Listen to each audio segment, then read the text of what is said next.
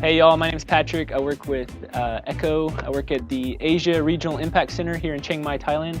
And today we are going to be making a self-watering bucket system for potted plants. And so if you travel a lot, this is one way you can avoid having to water your plants up to 2 weeks, and it's just generally a good way to save water.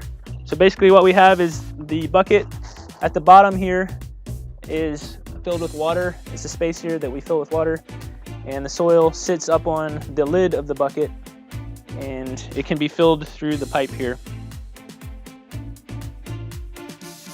So we're going to start with the 5-gallon bucket. It's about 20-liter bucket, just average bucket. You can find these anywhere. We found most of our materials just laying around on our farm, and so we didn't have to spend anything on this. But just buying the bucket and simple tools is a pretty cheap little project. So the first thing you want to do is take the lid off, and we're gonna cut the rim out, and we'll leave what's left over, and that's what'll sit down in the bucket and what the soil will sit on. Still going. All right, so we have cut the top out. We got the ring, and we want to cut our ring. It's currently too big to fit down in the bucket, so we want to cut it down to size. And we want to also remember that the snorkel to fill the water is going to be coming down through there, so we will also leave a little gap. So that's what it looks like now. You can see that, and this snorkel will go down in there as such. And so I'm just going to go ahead and get that ring right where I want it, and I'm going to drill through the bucket and the ring. All right, so I've marked out four spots where I'm going to screw in just around the bucket, all at 10 centimeters. I'm going to go ahead and drill those holes. 1, 2, 3, and the fourth one I already did. So I got four holes around the bucket, all at 10 centimeters. And those are going to screw into the ring on the inside. Here it is. I've screwed in the ring down there at 10 centimeters, and it's pretty solid. And so now the lid of the bucket will slip down in there and set on that lid, and when you fill it with soil, it won't go anywhere. Now we need to cut a hole in the lid, and that's where our cloth will slip down in there, and that's what will wick up water into the soil. Cut the ring out. Just cut out a semicircle for the PVC to slip down past.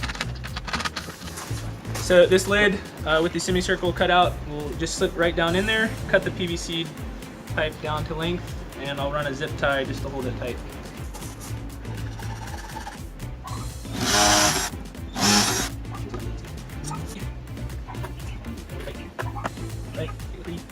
Alright, one thing you want to make sure to do, drill a hole or two right beneath the lid, right beneath the ring.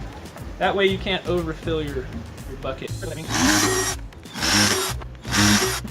One thing you can do so that it's not sitting flush with the bottom is you can just go ahead and cut the bottom at an angle.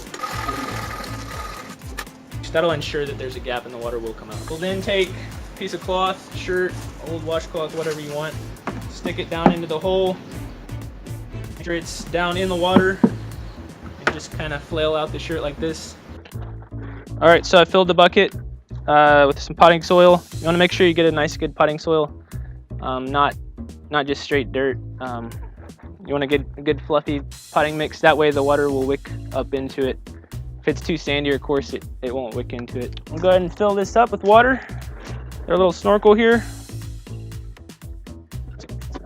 Good thing is all that water is covered by soil, so it won't evaporate out very fast.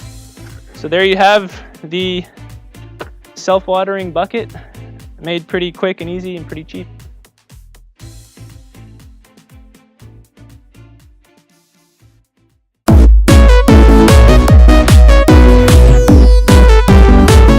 Did you find that helpful?